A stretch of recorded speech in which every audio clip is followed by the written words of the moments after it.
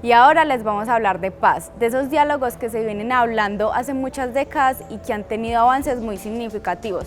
Pero antes, para aquellas personas aún nostálgicas de los gobiernos de Álvaro Uribe, es importante que sepan que durante su gobierno se intentaron establecer diálogos en Cuba con el ELN. Una de las grandes apuestas del gobierno nacional, que incluso lo vimos en campaña, es la paz total. ¿Suena algo ambicioso? No. Por eso les proponemos que hoy hablemos del Alto Comisionado de Paz, una conserjería que está a cargo de Danilo Rueda, un defensor de derechos humanos.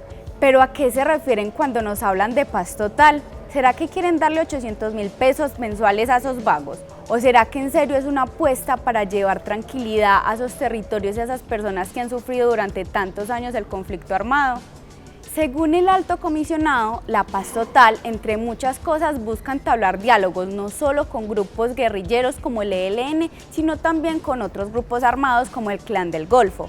Esto ante la urgencia de llevar la paz y que las personas de los diferentes territorios de Colombia puedan vivir con tranquilidad. También Iván Cepeda, uno de los congresistas que más ha impulsado este proyecto, en una entrevista nos dijo que la paz total, además de buscar el fin del conflicto, busca indagar en las causas sociales, políticas y económicas que dieron origen a tanta violencia. Esta política también busca hacer un análisis riguroso de los procesos y diálogos de paz que se han dado en gobiernos anteriores, con el objetivo de sacar lo mejor de esas experiencias y también identificar por qué muchas veces se han repetido esos ciclos de violencia y los actores armados han siguiendo actuando en el territorio. Esta política incluye el cese al fuego multilateral entre el ELN, grupos armados, disidencias de las FARC. Al respecto, Danilo Rueda ya ha estado recorriendo el país, entablando diálogos con la comunidad y diferentes grupos armados como las disidencias de las FARC, con el objetivo de ir avanzando en esta materia. Sabemos que no va a ser un proceso fácil, pero ¿en serio creemos que seguir contabilizando víctimas y masacres va a ser la solución? El sometimiento a la justicia es uno de los aspectos que más genera dudas y opositores, e incluso el ELN se pronunció en contra de darle estatus políticos a las bandas criminales. Pero Iván Cepeda clarificó que no se busca darle un tratamiento político a estos grupos. Seamos claros, todavía es necesario conocer más detalles sobre aquella iniciativa para que así tanto academia, ciudadanía como gobierno podamos entablar un diálogo. Mientras tanto, estaremos a la expectativa de que saquen el documento oficial, que esperamos que se pueda conocer en algunas semanas. Pero espere, antes de que se vayan, el gobierno nacional reveló que ya se inició un cese unilateral al fuego con más de 10 bandas criminales. ¿Estaremos ante el neocomunismo o estaremos ante un cambio real para los territorios y sus gentes? Ahora, viene un tema tan complejo que nos tardaríamos horas y horas en abordarlo correctamente, que es la tenencia de tierras. Sí, señores, vamos a hablar del Ministerio de Agricultura. El nuevo gobierno viene con un cambio significativo en el manejo del agro, esto para obtener seguridad alimentaria y para desconcentrar las tierras.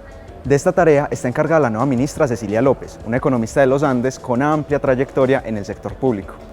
El proyecto bandera de este gobierno es implementar la reforma rural integral. Para esto ya van dos proyectos de acto legislativo. El primero, el que reconoce al campesinado como sujeto de derechos, y el segundo, el que crea una jurisdicción agraria para solucionar los temas de conflictos rurales. Además, se plantea el fortalecimiento del catastro multipropósito a través del Banco Mundial y del Banco Interamericano de Desarrollo. Otro objetivo es implementar la agroecología. Para esto ya van dos proyectos de ley presentados por la bancada de gobierno. Y el otro objetivo fundamental es fortalecer el crédito agrario, porque unos campesinos con tierras, sin medios para producirla, van a terminar vendiéndola. Entonces, el gobierno ya ha hecho un préstamo con el Banco Mundial por $50 millones para subsidiar insumos agropecuarios. Además, quiere replantear el funcionamiento de entidades como Agrosavia y como Finagro. Pero no todo ha sido color de rosas. El gobierno ha tenido que enfrentar una gran problemática, que es la toma de predios por parte de campesinos sin tierras, comunidades indígenas y comunidades afro. Hasta ahora se han reportado 108 casos en 26 municipios de más de 10 departamentos, siendo el epicentro de todo esto el Cauca. Ojo, estas situaciones no son nuevas. Sin embargo, se pueden haber intensificado gracias al discurso de Petro o a razones más ancestrales, como la liberación de la madre tierra por parte de los grupos indígenas que reclaman esas posesiones ancestrales. Toda esta problemática ha llevado a otros dos problemas históricos. Por ejemplo, está el enfrentamiento entre las mismas comunidades, como se vio en el norte del Cauca con el enfrentamiento entre comunidades afro y comunidades indígenas por los territorios. Además, nos introduce a un gran problema que ha tenido Colombia por décadas, que es la defensa de la propiedad privada por parte de los ganaderos. Por ejemplo, la FURI ya nos dijo que se están implementando unos grupos de reacción solidarias en contra de estas tomas, que nos recuerda a algo que ya hemos vivido. Para solucionar todo esto, ya la Fiscalía anunció la creación de un grupo especial para investigar estas situaciones, pues hay insinuaciones de que han sido influenciadas por grupos al margen de la ley. También el gobierno ha intentado solventar esto a través de los diálogos regionales y a través de la aceleración de la implementación de la reforma. Por ejemplo, se ha ya adjudicado 680.000 hectáreas y se ha llegado a un acuerdo con Fedegan para la compra de 3 millones de hectáreas para precisamente titular todo esto y darle a estas comunidades marginadas históricamente el acceso a estas tierras. No obstante, también se han venido con prácticas de solución bastante fácticas, como por ejemplo mandarle la policía y el ESMAD. Y como va el Ministerio de Justicia, este ministerio hoy se encuentra a cargo del abogado Néstor Iván Osuna, mejor conocido por sus inusuales propuestas alrededor de la reducción de la delictividad que hoy nos tiene en los primeros puestos alrededor del mundo. Este tiene amplia experiencia en distintas áreas del derecho que lo han hecho un gran académico y además merecedor de su puesto como ministro. Entre estas se encuentra ser profesor de cátedra de Derecho Constitucional en la Universidad Externado de Colombia, ser investigador del Instituto de Investigaciones Jurídicas de la UNAM desde el año 1988, además de ser conjuez de la Corte Constitucional del año 2005 a 2010, entre otros desarrollos académicos como distintos libros y artículos académicos. Con él y el nuevo enfoque del Gobierno Nacional, la política criminal y penitenciaria pretende dar un giro trascendental en búsqueda de la reducción de la alta punitividad de las normas y llegar a una mayor reparación de las víctimas y a una justicia más restaurativa frente a estas personas que sufren los delitos de distinta índole. En el espacio de las propuestas encontramos algunas bastante controversiales que ha hecho el ministro. Entre estas se encuentra buscar estrategias para poder liberar a las personas que fueron encarceladas en el marco de la protesta social del año anterior.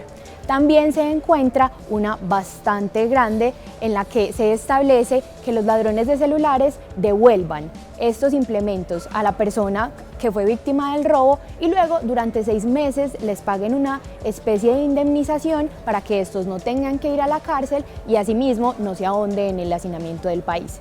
Además, dentro de estas propuestas también se encuentra llevar la educación superior a los centros carcelarios para que luego la resocialización de los delincuentes sea mucho más fácil y estos puedan entrar a la vida normalmente.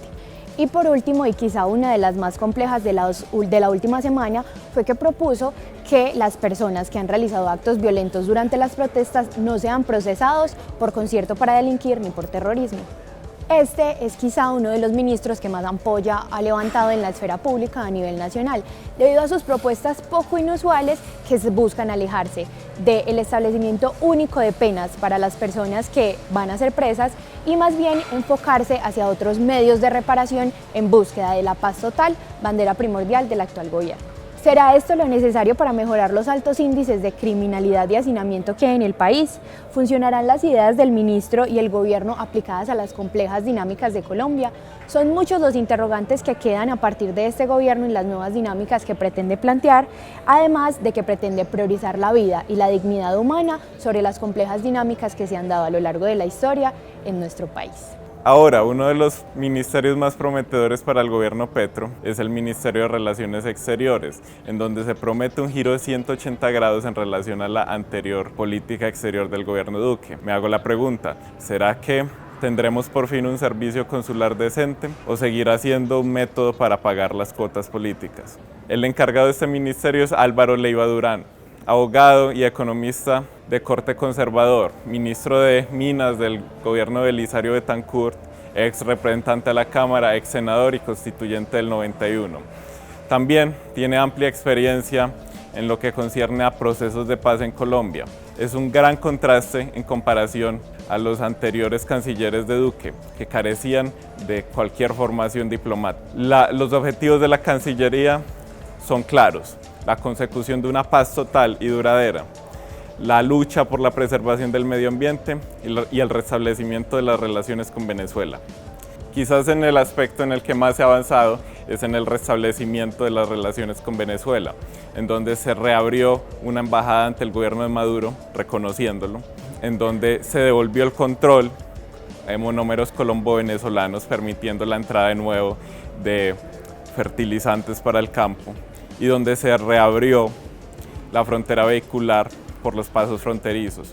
Poco a poco estas medidas permitirán la reapertura económica y reintegración económica de Venezuela con Colombia. En materia de la paz total, se ha mantenido el apoyo de la comunidad internacional a la implementación de los acuerdos de las FARC y se ha conseguido que dos nuevos países, específicamente Chile y Venezuela, se vuelvan garantes de los diálogos del ELN que el gobierno Petro reanudará.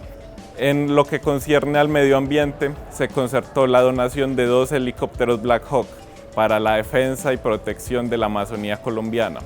Y en el discurso tajante y contundente de Petro en la ONU, se habló de parar la guerra contra las drogas, que ha destruido grandes partes de la selva colombiana, cambiar deuda externa por vida, permitiendo que el Estado colombiano abra espacios presupuestales para la defensa del medio ambiente y de la vida, y la creación de un fondo internacional para la protección de la Amazonía.